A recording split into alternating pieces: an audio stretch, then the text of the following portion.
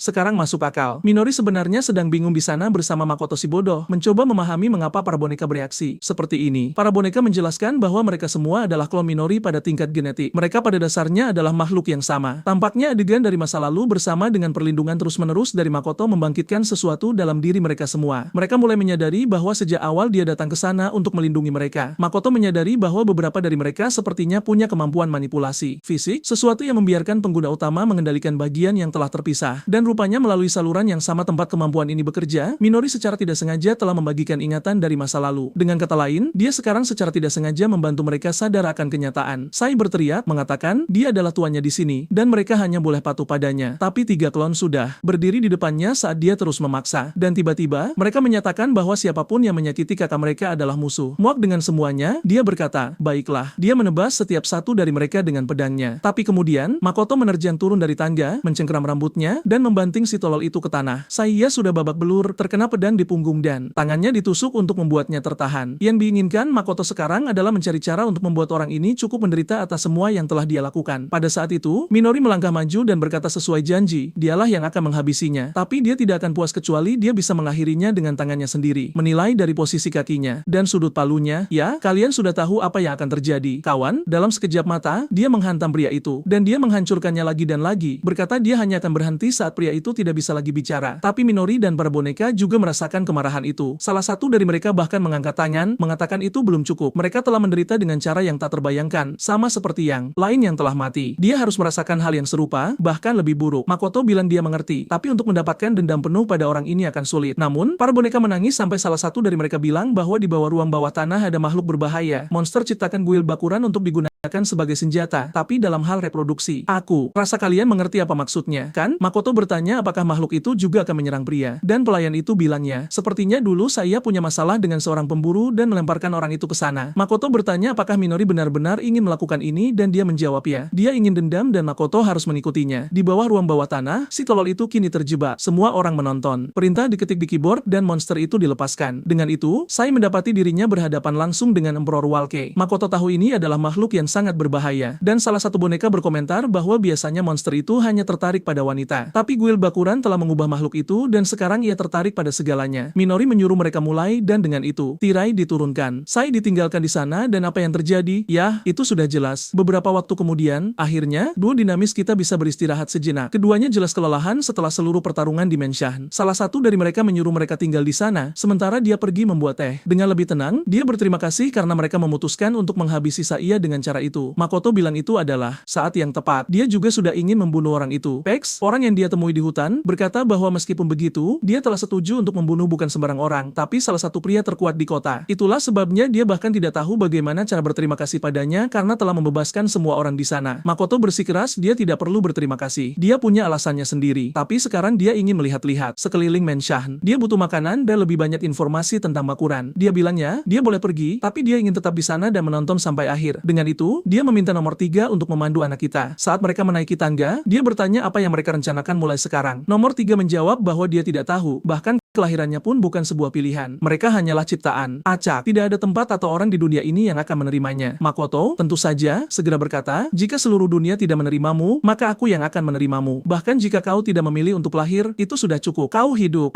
Dan dia merona lalu tersenyum bahagia. Tapi jangan lupa, pada akhirnya, ini satu-satunya pria yang pernah kulihat dengan 38 saudara perempuan. Gila benar. Bagaimanapun, dia memasukkan kata sandi pintu dan tersenyum balik, mengatakan dia akan melakukan yang terbaik untuk bertahan hidup. Tapi kawan, sepertinya itu tidak berjalan mulus karena dia langsung terkena tebasan di leher oleh sang narator, tidak kurang. Apa-apaan, kepalanya menggelinding di lantai seperti bola bowling. Dan saat Makoto mendongak, di sana ada bajingan itu. Kira, mengatakan sudah lama sejak terakhir mereka saling melihat. Teman-teman, kubilang padamu, mustahil dia siap untuk pertarungan ini. Dia akan dihajar lagi. Lihat itu, bajingan itu sudah membunuh semua orang di Menshan. Dia bahkan bertanya di mana saya sialan itu berada. Makoto tidak menjawab dan Kira bilang itu tidak masalah. Dia hanya di sana untuk merayakan reuni mereka. Tapi tentu saja, sebelum perayaan dimulai, dia harus membunuh semua orang terlebih dahulu. Kira menebas udara, dan Makoto segera tahu bagaimana kekuatan orang ini bekerja. Anggota tubuhnya bisa terpotong, bahkan dari jarak jauh. Kira bahkan mengejeknya, mengatakan bahwa rupanya Makoto masih tidak bisa bereaksi tepat waktu. Tapi Makoto mulai mendekat, meregenerasi tangannya. Dia mengepalkan tinjunya dan melayangkan pukulan, tapi si bajingan itu menghindar. Sambil terus mengejeknya, dia berkata, Makoto selambat biasanya, bahkan lebih lambat dari dugaannya. Makoto melancarkan combo, tapi Kira hanya membalas bahwa menyerang tanpa berpikir itu bodoh. Serangan nyata harus dilakukan seperti ini. Dan benar saja, lengan bocah kita hilang lagi saat rumah itu mulai retak. Setengah dari Menshan itu terbelah. Apa-apaan ini? Bagusnya, tidak peduli berapa banyak lengan, kaki, atau kepala yang hilang dari Makoto, dia tetap hidup, jadi bisa dibilang aman. Dia bilang Kira adalah monster, dan Kira membalas bahwa lucu sekali mendengar makhluk abadi bicara seperti itu. Dan baru saja aku bilang begitu, sekarang ada sesuatu yang mengacaukan regenerasinya. Dia mencoba menumbuhkan lengannya kembali, tapi tidak berhasil. Sial, kenapa aku malah sial begini? Kira menjelaskan bahwa dia telah belajar untuk mengisi pedangnya dengan elemen suci. Sekarang saat dia menebas Makoto, butuh waktu lebih lama baginya untuk beregenerasi. Protagonis kita sudah tahu bahwa Kira benar-benar berbeda dari yang lain. Dia bahkan tidak bisa membayangkan skenario di mana dia bisa menang. Setidaknya, dia harus memastikan Manori melarikan diri. Mencoba mengulur waktu dan memikirkan strategi, dia bertanya bagaimana Kira menemukan mereka. Kira hanya menjelaskan bahwa Suya terus-menerus mengirimkan peringatan. Jadi saat peringatan itu berhenti, dia datang untuk memeriksa. Dan begitu saja, karena keberuntungan belaka, dia menemukan seluruh kejadian itu. Lalu dia bilang dia sudah menjawab pertanyaan. Jadi sekarang giliran Makoto yang menjawab. Dia ingin tahu apakah adiknya juga ada di Menshan. Sebelum Makoto bisa menjawab, pria itu sudah berjalan pergi, mengatakan untuk tidak khawatir. Dia tidak datang untuk balas dendam demi teman-temannya. Faktanya, dia malah senang mereka mati. Sekarang karena mereka semua sudah lenyap, dia yakin kedua saudara itu pasti sudah naik level cukup banyak, yang berarti jika dia membunuh mereka lagi, dia akan bisa berevolusi dengan jauh lebih efisien. Makoto hanya membalas bahwa orang ini jelas sudah tidak waras lagi. Saya tertawa dan berkata mungkin dia baru saja menghilang dan tiba-tiba muncul dengan luka yang sudah terbuka di dada Makoto. Makoto meludahkan darah dan saya segera mulai naik level gila-gilaan. Tentu saja, dia merayakannya dengan mengatakan ini sempurna. Akhirnya, dia mulai merasa bisa berevolusi lagi. Yang dia perhatikan adalah kedua lengan Makoto yang jatuh, dia memegangnya di kaki. Anak kita, berkata dia akan membunuhnya, tapi Kira terlalu percaya diri. Berkata, tidak mungkin. Dia meledakkan gelembung cahaya biru, menghempaskan bocah kita, dan memutar tangan kecilnya ke samping. Ini adalah kemampuan Suaka Suci, dan sayangnya, ya, itu adalah musuh bebuyutan bocah kita. Di sanalah dia, ditebas di mana-mana, tidak mampu beregenerasi. Sementara itu, Sia terus naik level dan menyuruh Makoto menyerah karena dengan kekuatan yang dia miliki saat ini, Makoto bahkan tidak bisa menyentuhnya sedikit pun. Makoto yang malang mulai menyadari bahwa dia tidak hanya memberi bajingan itu poin pengalaman, tapi regenerasinya juga tidak bisa mengimbangi. Lalu Kira berkata bahwa yang dia cari adalah kekuatan mutlak dan dia tidak peduli apakah itu berasal dari Makoto atau adiknya. Itulah sebabnya dia akan memberinya pilihan. Jika Makoto ikut dengannya sekarang, dia akan membiarkan adik perempuannya kabur. Tapi jika dia melawan, maka dia akan menangkapnya dan juga adiknya. Dan disinilah bocah kita benar-benar mempertimbangkan tawaran itu, bertanya apakah bajingan itu tidak berbohong. Pria itu berkata, tentu saja tidak, tapi itu tergantung sikapmu. Tapi ayolah, kawan, jangan pernah bernegosiasi dengan psikopat seperti ini. Namun, si bodoh yang malang itu malah membuat kita kesal hanya agar kita bisa menikmati balas dendamnya nanti. Dia membenturkan dahinya ke tanah, memohon agar dia dibawa saja. Yang dia inginkan hanyalah agar adik perempuannya selamat. Kira tertawa dan bertanya apakah dia tidak punya harga diri atau kebanggaan lagi. Tapi karena Makoto telah merendahkan dirinya sedemikian rupa, baiklah, dia tidak akan membawanya. Dan yang harus dilakukan Makoto hanyalah berdiri agar mereka bisa pergi bersama. Hanya saja, saat Makoto berdiri, pria itu tentu saja mengatakan itu semua bohong. Tentu saja, aku harus membawanya juga, katanya. Lagi pula, dengan begitu dia akan naik level lebih cepat. Makoto yang malang, dipermalukan demi apa-apa. Tapi hei, setidaknya itu penghinaan jangka pendek. Lebih baik daripada diseret pergi lalu adiknya muncul kemudian. Dia mencoba melayangkan pukulan tapi pria itu mengelak. Dan tunggu, disinilah pasukan boneka datang. Nomor 10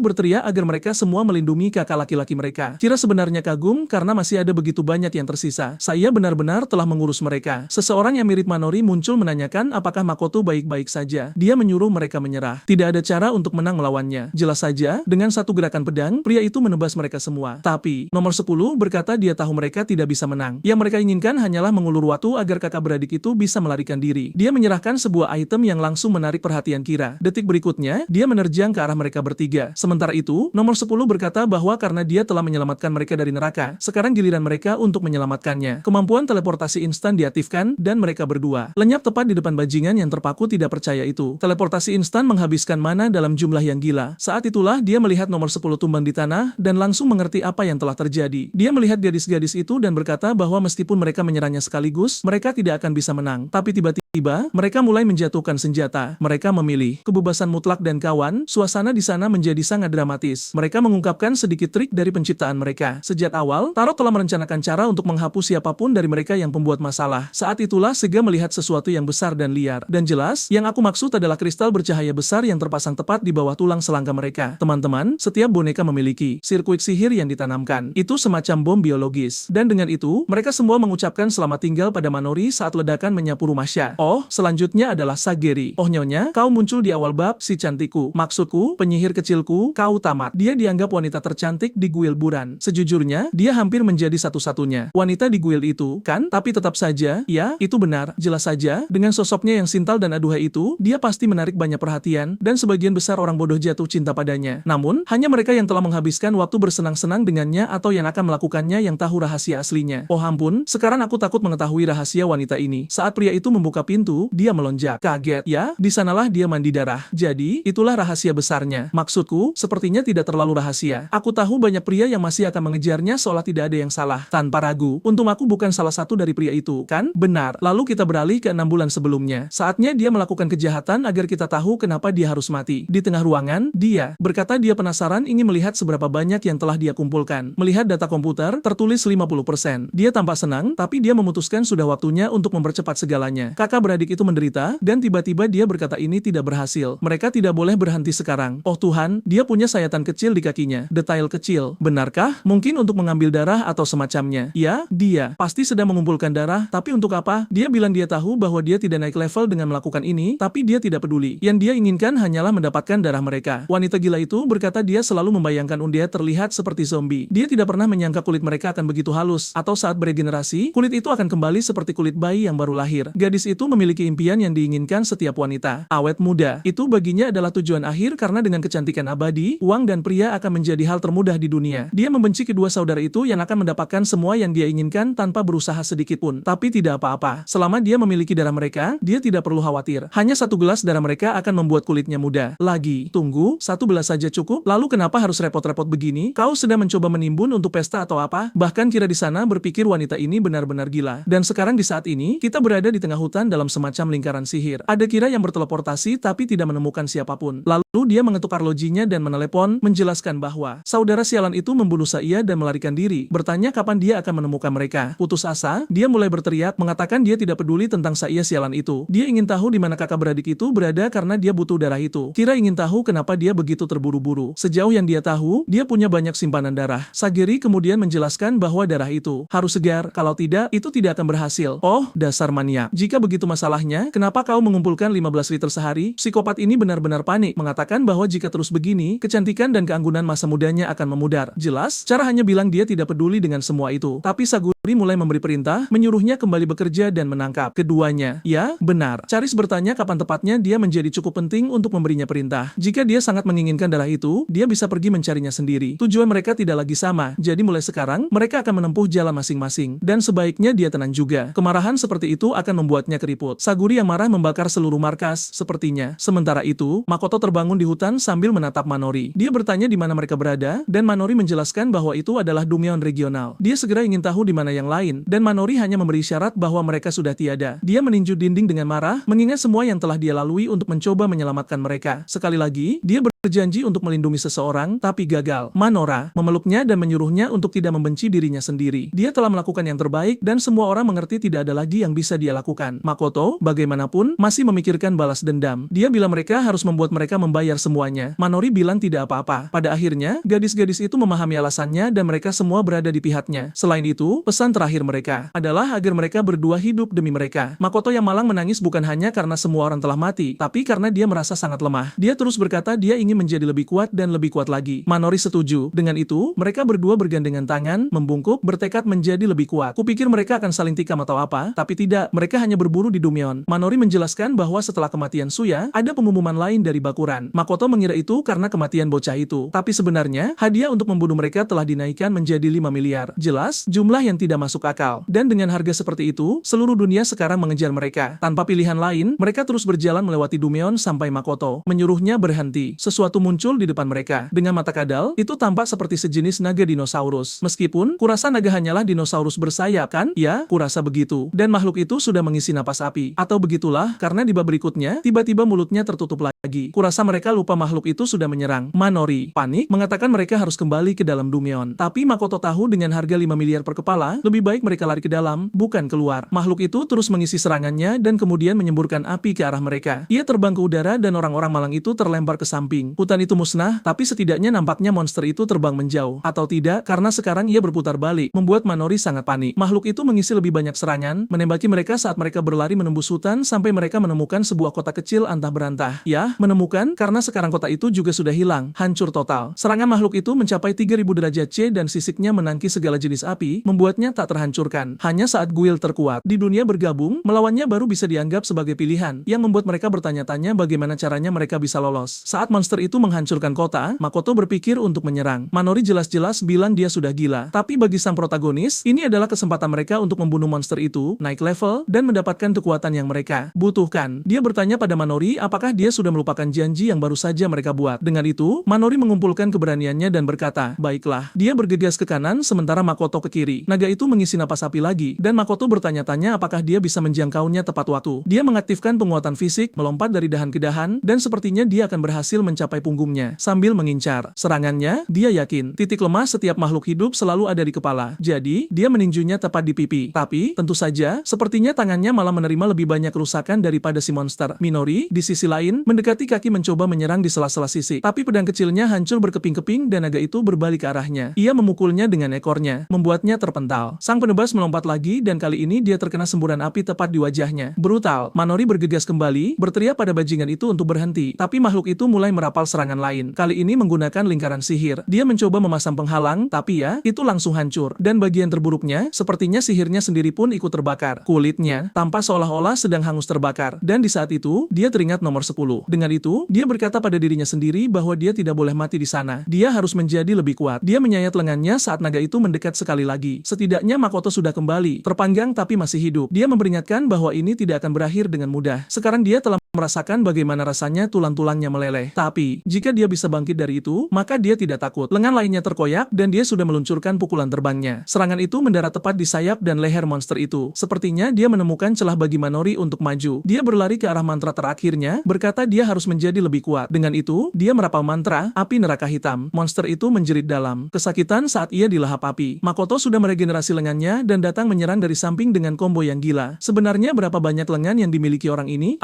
Ada dua lengan yang menyatu menjadi satu lengan lain, yang berubah menjadi lengan tombak, dan dia meluncurkan serangan menembus kepala monster itu. Dengan itu, makhluk itu terbanting ke tanah, dan tepat di detik berikutnya, sejuta jendela naik level muncul di depan Makoto. Jelas, hal yang sama terjadi pada Minori. Sekarang mereka berdua hanya bersantai, berbaring di atas naga itu. Protagonis kita bertanya padanya api apa itu. Dia menjelaskan bahwa saat dia terkena kekuatan naga, rasanya seperti ada sesuatu yang terbangun di dalam dirinya. Mereka bilang itu luar biasa, dan keduanya mulai tertawa. Tapi pertanyaannya tetap ada. Kenapa ada naga di tempat itu? Minori bilang saat dia pertama kali masuk ke Dumyeon, makhluk itu tidak ada, yang berarti seseorang pasti telah mengendalikannya dan mencoba menyembunyikannya di sana karena suatu alasan. Dan sesaat, dia melihat cahaya merah muda di mata naga itu, sihir hipnotis yang sama yang digunakan Saguri. Benar-benar keterlaluan. Hanya penyihir montok sialan itu yang mampu menghipnotis makhluk selevel itu. Tentu saja, itu pasti dia. Tiba-tiba, di hutan, semua burung berterbangan. Menatap ke arah cakrawala, naga yang tak terhitung jumlahnya sedang mendekat. Oh gawat, dan lebih buruknya, ada orang-orang yang menungganginya. Dan itu bahkan bukan Saguri. Dari atas salah satu binatang itu, seorang pria berambut pirang dan orang berambut putih melompat di depan mereka. Segera, duet. Dinamis kita menyadari sesuatu. Awalnya, kupikir itu gadis berambut putih, tapi tidak, itu laki-laki juga. Dan keduanya memiliki mata ungu yang bercahaya. Sebelum mereka sempat mengatakan apapun, pria itu sudah meluncurkan serangan pertama dan Manori memblokirnya. Si bodoh itu, bukannya fokus pada pertarungan, malah meneriakkan nama pria itu dan hampir tertebas. Untung kenaikan level dari naga tadi membuahkan hasil. Dia berhasil mendaratkan tinju di tengah semua itu. Masalahnya, bicara soal naga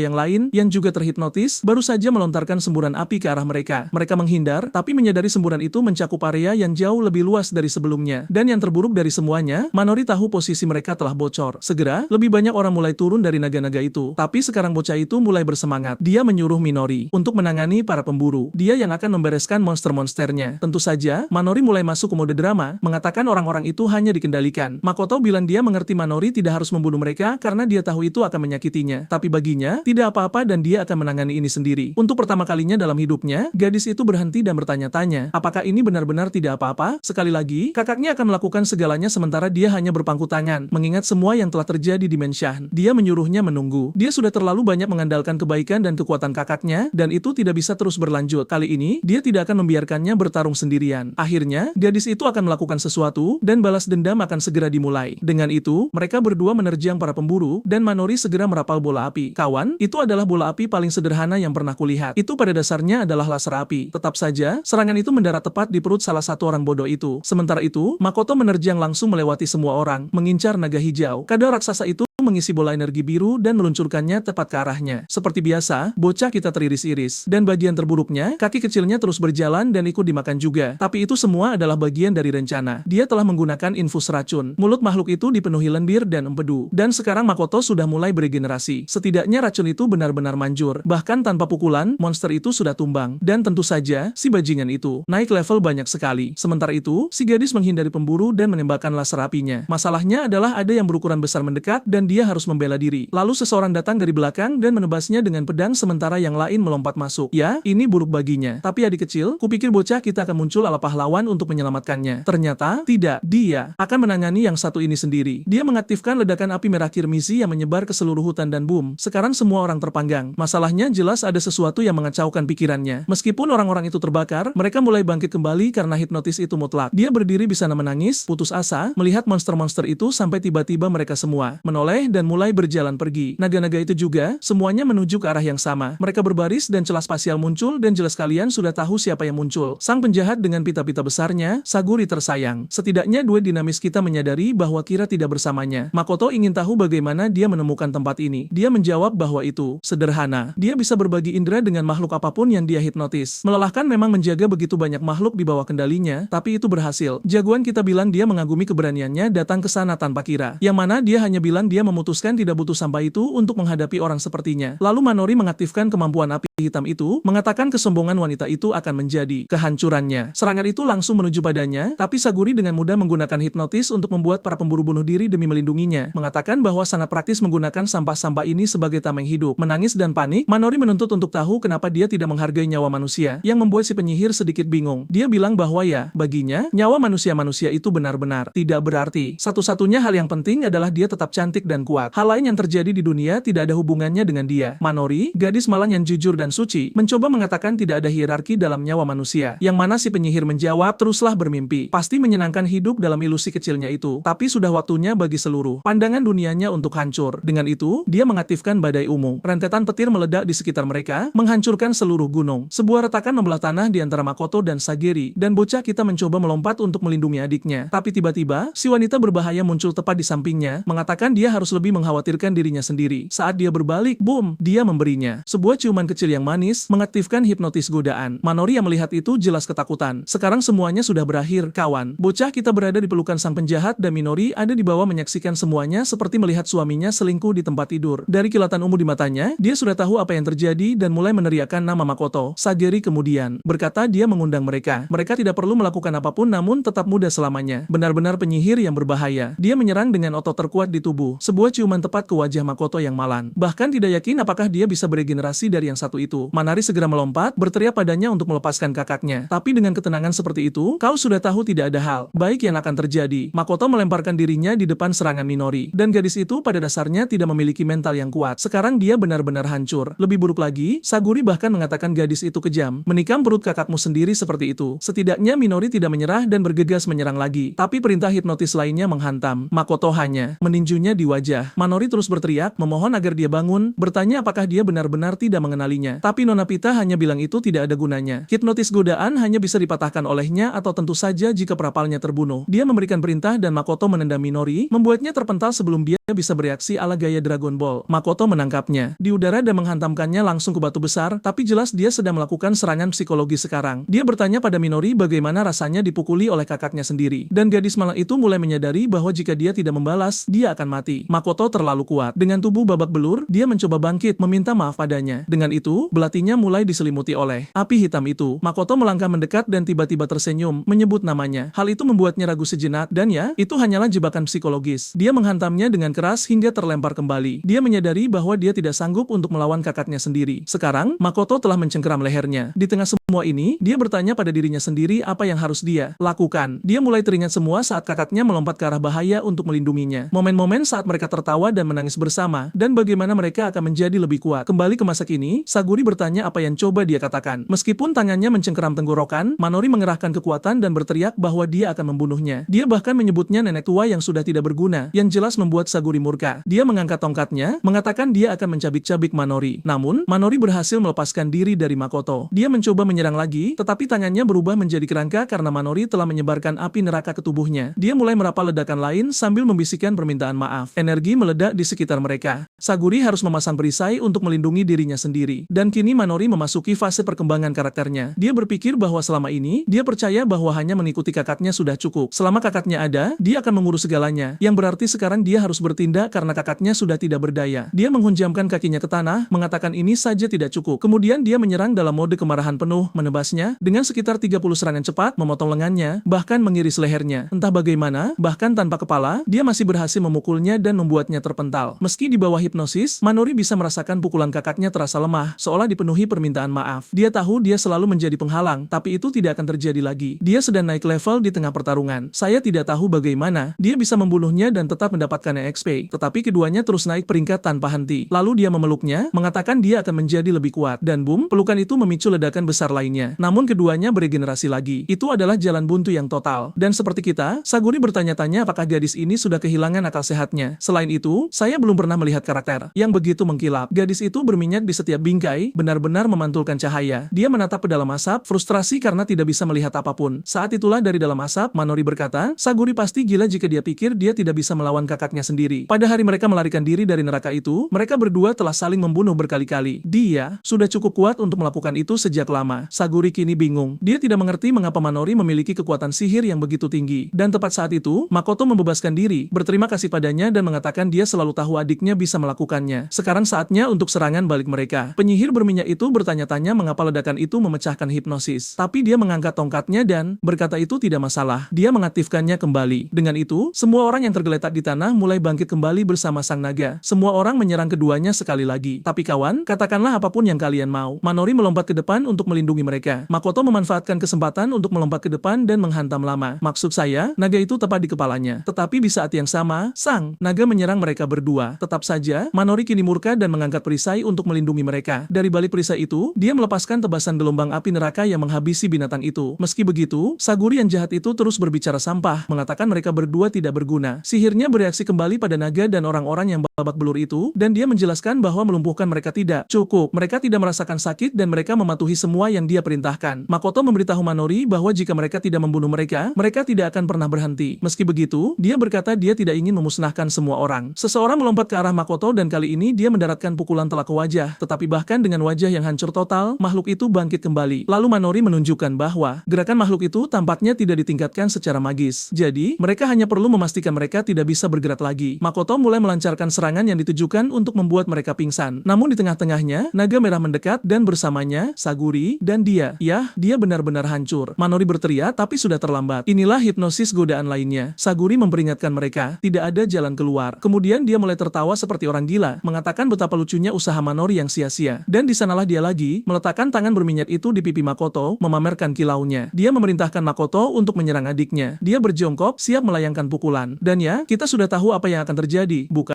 Boom, Uppercut berkekuatan penuh tepat ke rahang Saguri, menghancurkan semua giginya. Sayang sekali dia mungkin akan dipukuli hingga terlihat mengerikan. Tapi hei, itu menyenangkan selama itu berlangsung. Penampilan bagus Saguri, terima kasih banyak. Tapi ini saatnya untuk pergi. Dan alasan mengapa hipnosisnya tidak berfungsi lagi. Manori telah mencuri keterampilannya, hanya saja pada level yang lebih tinggi. Penyihir itu tidak percaya mereka bisa menimpa hipnosisnya. Dia meluncurkan rentetan serangan elemen, berteriak pada mereka untuk mati. Tapi Manori menjawab dengan tenang, hanya berteriak, mati, mati, mati, tidak benar-benar mempan, kau tahu. Penyihir berminyak itu, kini dengan hidung merah, kehilangan kesabarannya untuk selamanya. Dia membuka lebih banyak portal dan menyatakan bahwa ini adalah akhir dari segalanya. Kemudian dia mengaktifkan hujan meteor. Tapi di bawah, Manori, dengan tenang memegang perisai. Dia menyiapkan lingkaran dan mengaktifkan garis hitam. Oh nak, inilah penyihirnya. Kamehameha. Saguri berjuang untuk menahannya dengan perisai esnya yang kelelahan. Sementara Manori menuangkan api neraka, sang penyihir mulai kalah. Sihirnya habis. Dia mulai menua dan kemudian api menelannya sepenuhnya. Manori menyatakan dia tahu betapa menyakitkannya api itu, karena dia telah mengalaminya berkali-kali berkat mantra Saguri sendiri. Dia mencengkeram wajahnya, mengatakan bahwa gilirannya untuk mengalaminya akhirnya tiba. Kemudian dia mengaktifkan hipnosis padanya. Oh nak, balas dendam macam apa yang direncanakan Manori, karena dia bilang dia akan memberikan penyihir ini neraka abadi. Dan terakhir kali dia mengatakan itu kepada saya yang mungkin masih terjebak dengan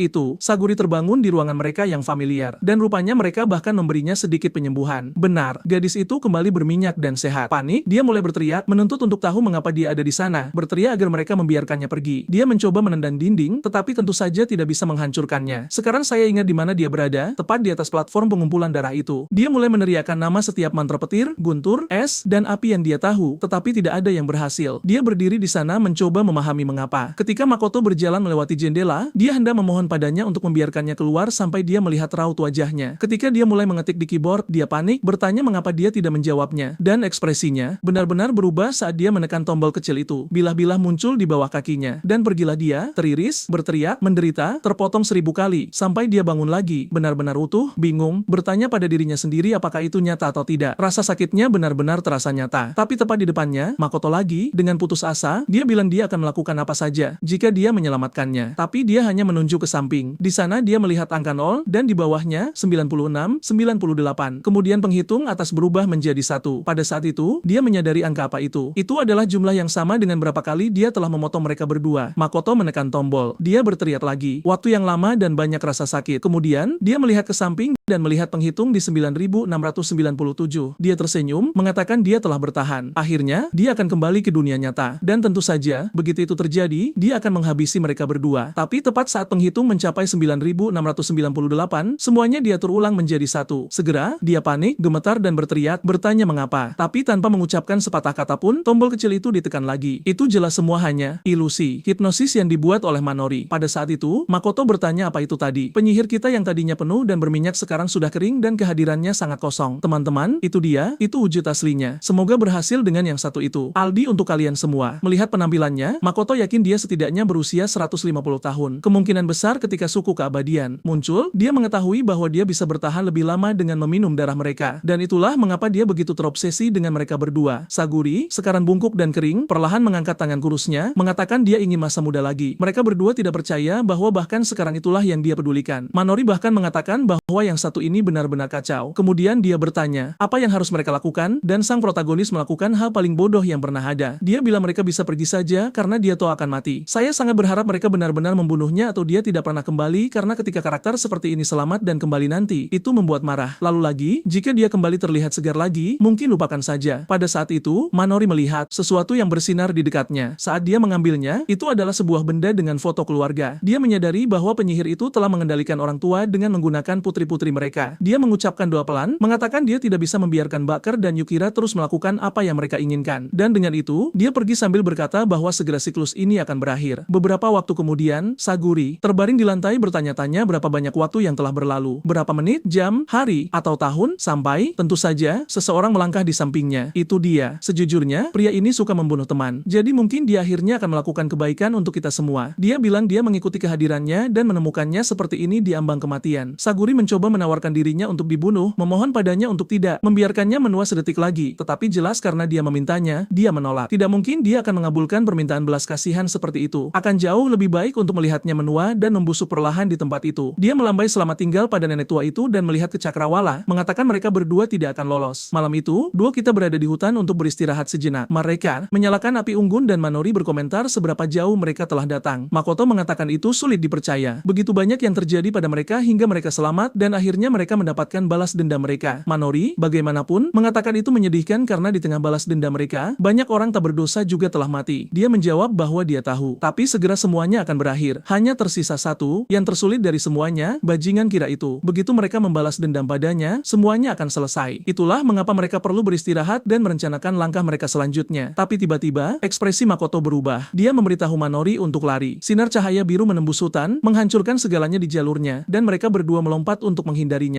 Tentu saja, itu adalah Kira. Dia berkata dia tahu, mereka ada di dekat sini dan akhirnya menemukan mereka. Makoto memberitahu Manori mereka harus lari. Tapi anehnya, kali ini dia bersemangat. Dia berkata mereka akan melawan orang ini. Kira, ini adalah kesempatan yang sempurna. Setidaknya itu 2 lawan 1. Tapi Makoto, kawan, dia trauma. Dia terus berkata tidak. Mereka kelelahan dari pertarungan dengan Saguri. Mereka tidak bisa menghadapinya sekarang. Tapi sebelum dia bisa menyelesaikan kalimatnya, Kira sudah ada di depan mereka. Secara ajaib, Makoto memblokir serangan itu. Bajingan itu menatap matanya dan berkata sudah lama sekali. Ketika Makoto mencoba mengatakan lebih baik tidak melihatnya, Kira mendorongnya dan menyuruhnya untuk tidak mengatakan hal seperti itu. Kemudian dia mengeluarkan pedang yang terlihat sangat berbahaya. Kali ini, dia ingin bermain-main, tetapi hari ini dia berubah pikiran. Akhirnya, hari itu telah tiba untuk melenyapkan adik perempuan dari keberadaan. Ekspresi mereka berubah seketika. Kira berkata dia kesal sejak hari dia melarikan diri dari rumah saya. Saat itulah dia menyadari untuk melenyapkan keberadaan mereka, dia harus mulai dengan melenyapkannya. Makoto jelas tidak bisa melihat logikanya, tapi Kira berkata dia bersemangat untuk melenyapkannya dari muka bumi. Saat itu juga, sang protagonis berlari untuk memukul, tetapi bajingan itu memblokirnya dengan mudah. Manori menggunakan momen itu untuk menyerang dari belakang, dan entah bagaimana dia masih bertahan. Tetapi di saat yang sama, inilah pukulan lain dari Makoto. Tidak yakin bagaimana pria ini melakukannya, tetapi dia tenang. Makoto bersumpah pukulannya mendarat bersih, tapi Kira tampak tidak tersentuh. Manori mengaktifkan pedang apinya dan melakukan serangan. Dia memblokir lagi, dan saat itu Makoto menemukan celah lain dari atas. Tapi kawan, Kira menghindar lagi. Kemudian dia mengaktifkan lingkaran sihir untuk memperkuat pedangnya, mengatakan mereka satu-satunya yang bisa menimbulkan masalah. Sekali lagi, mereka merasakan sesuatu yang aneh dalam aura pedang itu sebelum mereka bisa bereaksi. Lengan Makoto terpotong, dan tentu saja, bocah kita berdiri bisa menatap, memohon regenerasi. Tapi kali ini, jelas, itu tidak akan semudah itu. Dia tumbuh dalam rasa sakit, tidak mampu memahami apa yang sedang terjadi. Manori berlari untuk membantu hanya untuk menerima tendangan tepat di wajah dan terlempar. Kemudian Kira menjelaskan, ini adalah pedang pengasingan yang dibuat untuk membunuh makhluk abadi. Luka apapun yang ditimbulkan olehnya tidak akan pernah bisa disembuhkan. Makoto berteriak pada bajingan itu, tapi dia hanya tersenyum, mengisi serangan lain, dan mengirimnya terbang. Tapi inilah yang terjadi, kawan. Langkah berdarah emas. Kita tidak melihat dengan pasti apakah Manori melompat ke depan, tapi ayolah, wajahnya berlumuran darah. Ya, jelas dia melemparkan dirinya ke sana dan mengambil satu suka di video ini yang membantu Mamoru membuat konten yang lebih menarik untuk pemirsanya.